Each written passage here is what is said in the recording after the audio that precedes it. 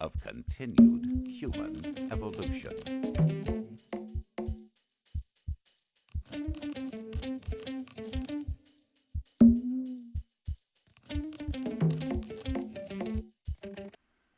Hello, I'm Jack Harte.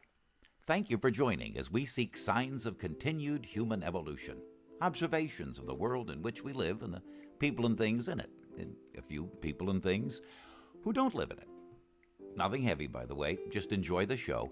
I would be grateful if you would contact me after you've heard the show with your thoughts and ideas. This is our very first episode of Signs of Continued Human Evolution.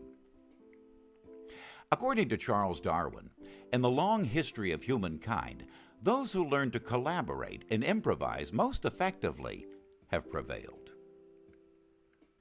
And now the news. This just in.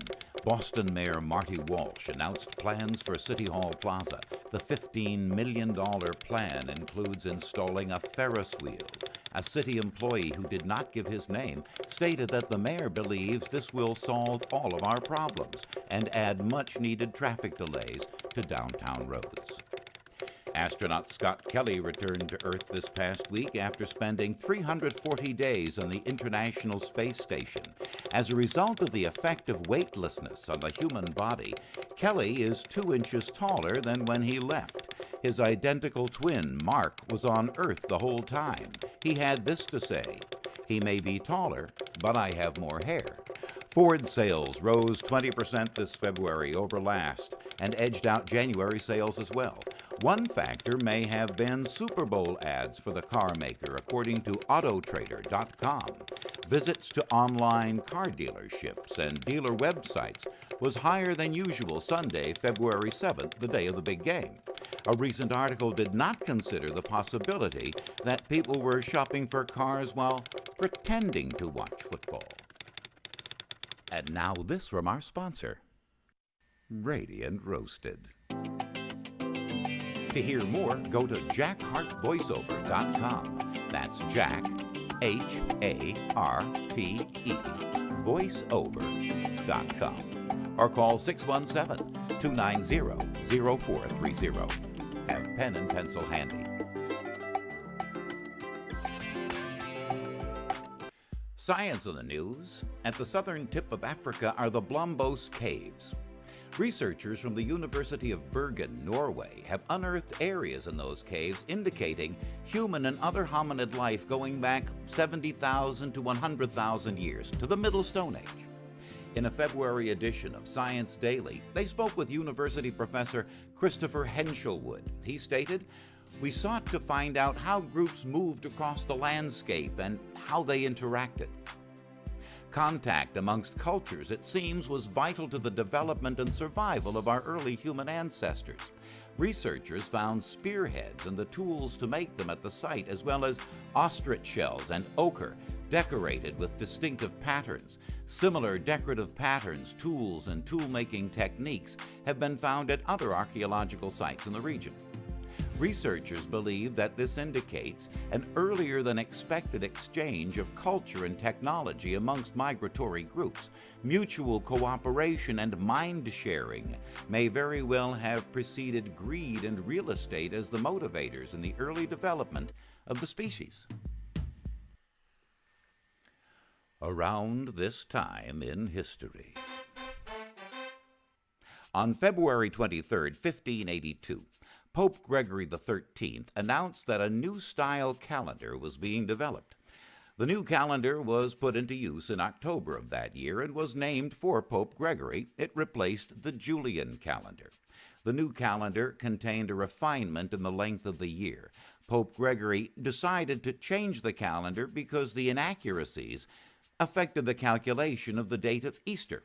Also, the new calendar would feature pictures of the Pope performing seasonal Christian rites, a different rite and outfit each month. It was 246 years ago, March 5th. The Boston Massacre took place. The year was 1770. 8 British soldiers guarding the local seat of government fired into a crowd of 400 angry colonists, killing 5 and wounding several more. Theirs is considered the first blood shed for the cause of the American Revolution. Some believe the event was a setup meant to gather support against the British. Tabloid news around the world and beyond. Petrified parents Pat and Polly Purvis of Pittsburgh, Pennsylvania, rushed their 18-month-old baby to the hospital because the tot had swallowed a quarter. After a thorough exam, doctors at the hospital assuaged the fears of the parents by telling them that all was well and that the quarter should pass by morning. The next day, the Purvises were surprised to find 2 dimes and a nickel. The U.S. Census Bureau has concluded a survey which indicates that the most popular street name in the United States is 2nd Street. Our tabloid research team has uncovered the reason. In the early days of our country, when streets were being laid out, many of our citizens had come from or were the children of people who had come from lands where the number systems in those days started with 2. And now this from our sponsor. Hot dogs. JackHartVoiceover.com. Giving the law a look. A judge in Germany has ruled that professional psychics will no longer be able to serve on juries. The judge made his ruling when he realized that psychic jurors are able to read the minds of witnesses and defendants. In such cases, mistrials could be declared. A number of psychics throughout the European Union are gathering a coalition to seek an appeal to the ruling. Many psychics are not, however, joining the fight, stating, "We already know what the results of the appeal process will be." A man in Georgia is happy to have his job back. Bill McHickey has worked for the Grapes of Wrath underwear factory for 10 years. Even though he was pulling down $800 a week, Bill struggled financially. He stole several pairs and walked out with them under his clothing. Fired and arrested for stealing, Bill begged the court for mercy. Having no previous record, the judge said he would consider an appropriate sentence, but said it would be brief. We have been giving the law a look. I'd like to thank you for listening.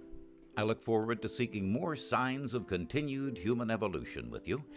There are a number of reasons why I want to do this blog. For one thing, it involves a number of things that I like to do, which also happen to be among the few things that I do well. Writing, speaking, taking photographs, creating images with pictures, sounds, and words. I've always felt that it was somehow my purpose in life to enlighten, inform, and entertain. And hopefully I'm fulfilling that purpose and enjoying it through this blog.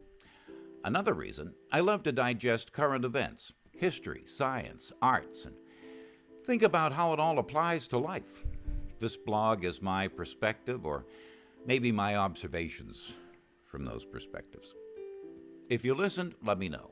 If you didn't listen, disregard this message. Let me know your thoughts. What was compelling? What was repelling? What was repulsive?